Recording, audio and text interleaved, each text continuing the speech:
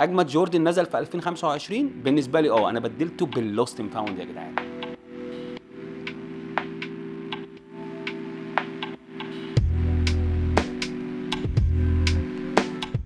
ده الجوردن 1 يونيون. لو حكيت لك السنيكر ده كان نفسي فيه قد ايه من 7 سنين، لما اول اصدار نزل ليه بالوان تانية طبعا، كان الستورم بلو والبلاك تو. السنيكر ده اول ما نزل الناس كانت تقول ايه ده فيك جوردن 1، البلاك تو والستورم بلو، وانا كان نفسي فيهم جدا. ما كنتش عارف اجيب السنيكر ده باي طريقه، كان سعره غالي جدا سبيشالي الستورم بلو لانه كان اكتر ليميتد. بالنسبه للبلاك تو اللي هو اصلا انا كنت عايز ابدل الكوليكشن كلها بتاعتي واخد السنيكر ده، بس تخيل الكوليكشن بتاعتي ساعتها ما كانتش تكفي سعر سنيكر واحد بس 2025 نزلوا لي الشيكاغو كولر واي مع يونيون. ايه رايكم يا جدعان؟ ده بقى يتسمى بالبيرفكت سنيكر. هيستوري موجود، كولابوريشن موجود، فينتج ستايل موجود، معاصر على الوقت اللي احنا فيه طبعا الجوردن 1. فتعالوا نخش في تفاصيل الجوردن 1 لانها فشيخه جدا بالنسبه ليونيون ال اي. ليتس جو. طبعا الصندوق اللي جاي معاه ده الصندوق بتاع اليونيون اللي جه برده في نفس الاصدارات القديمه. هو جوردن 1 ومش جوردن 1، يعني من بره هو مش جوردن 1 بس لما تفتح بتلاقيه نفس البوكس بتاع جوردن 1. لما تفتح الصندوق هتلاقي الورقه اللي ملفوف بيها السنيكر، وهم سايبين نفس السكتش اللي رسموه في الورقه وهم بيعملوا الديزاين للسنيكر ده. فدي حاجه جامده جدا بيبين لك ازاي هم عملوا الديزاين بالسنيكر ده، تحس ان هي فعلا هاند ميد معموله بالايد. في نفس الوقت رسموا نفس الرسمه في الانسول او فرش السنيكر، شكلها جامد جدا وفكره حلوه جدا ان هم يبين لك ازاي هم عملوا السنيكر اصلا وسايبينها موجوده في السنيكر. ومن الحاجات اللي بتميز جوردن 1 يونيون هو الاوفر سايز لوجو بتاع جوردن 1، وده من الاسباب اللي الناس قالت ان هو فيك اول ما نزل 2018 لانه كان كبير جدا بالنسبه لاي جوردن 1 عادي. الفكره الصايعه في السنيكر ده ان هم اخدوا 2 او جي كولر واي ودمجوهم مع بعض، واللي هم الشادو والشيكاغو، وخيطوهم باللون الازرق او اليو ان سي كولر واي، وطريقه الخياطه متاخده من فيلم فرانكنستاين. فكره صايعه جدا الصراحه. بالنسبه للسان بتاع السنيكر نفس الكلام برضو، مقطوع من تحت لونه كريم ومن فوق لونه اسود. موجود الاكسبوز تونج من فوق هنا هتلاقيه باين السفنج اللي جوه هنا، ودي تاتش جامد بصراحه. انا بحب حاجه تكون را كده كات. وكمان السبليت بس مش موجود في الشوز، موجود برضو في رباط السنيكر. السنيكر جاي معاه 3 اربطه، الرباط اللي هو الكريم مع البلاك حلو جدا، وده هيبقى اكتر حاجه بوبيلر، يعني اكتر حاجه هتلاقي الناس بتستخدم الرباط ده اللي جاي معاه.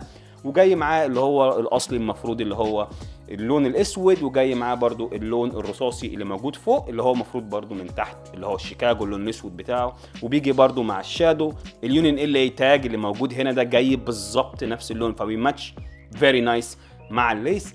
بس بصراحه انا شايف ان اللون الاصفر بتاع الرباط اللي جاي معاه مش افشخ حاجه في الكالر واي ده، بس انا ممكن لو عايز اعمل حاجه خليها سبايسي شويه ممكن احط الرباط ده، بس مش دايما هيبقى موجود فيه. لو كان معايا الستورم بلو 100% كان هيكون الرباط الاصفر موجود فيه. الميد سول بتاعه جاي بالكريم كالر واي which is نايس، وهم واخدين الحاجات دي فينتج. لو اخدت بالك هتلاقي اللون الابيض ده غير الابيض ده كريم، بيماتش جدا مع رباط السنيكر. السويد اللي موجود فوق ده السويد ده عامل من الفليس اعتقد. الليذر اللي جاي معاه كواليتي فشيخه، يعني اعلى من ستاندرد بتاع جوردن 1 الجنرال ريليس اللي احنا بنشوفها.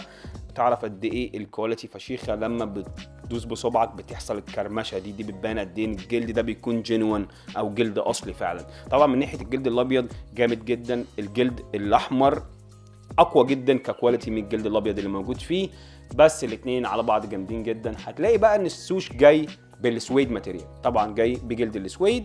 ممكن ما تكونش واخد بالك لانه مش هيري سويد، هو سويد قصير جدا، فدي حاجه برضو حلوه ان هم يعملوا في السوش.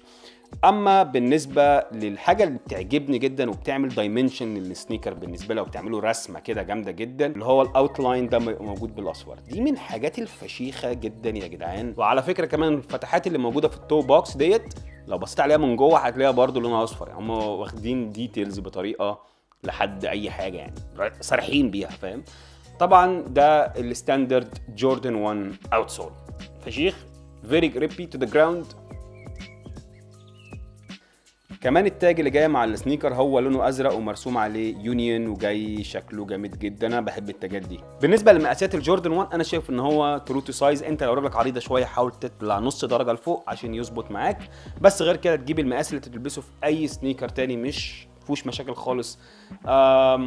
انا ادي السنيكر ده ريت 10 على 10، مفيش احسن من كده. انا كان نفسي في الاصدارات القديمه بصراحه، البلاك تو بالذات، البلاك تو 10 من 10 من اول ما نزل لحد دلوقتي، ده من الجريل بتوعي برضو. وهينزل على فكره السنه الجايه يونيون ال اي جوردن 1 مع فراجمنت ديزاين، طبعا هيبقى ليه السيجنتشر كلر بتاع فراجمنت ديزاين اللي هو الازرق، فهينزل السنه الجايه طبعا انا هجيبه ان شاء الله، يعني لو سعره كويس هجيب الجوردن 1 مع فراجمنت ديزاين، وهيبقى تريبل كولابوريشن على فكره، يعني اندماج ابن لذينه هيحصل.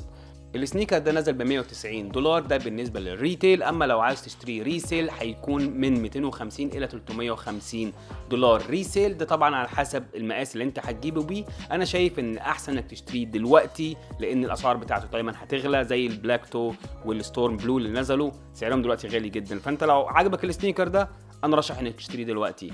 عموما اتمنى انكم اتبسطتوا من فيديو، اشوفكم في فيديو جديد وسنيكر جديد، السلام عليكم.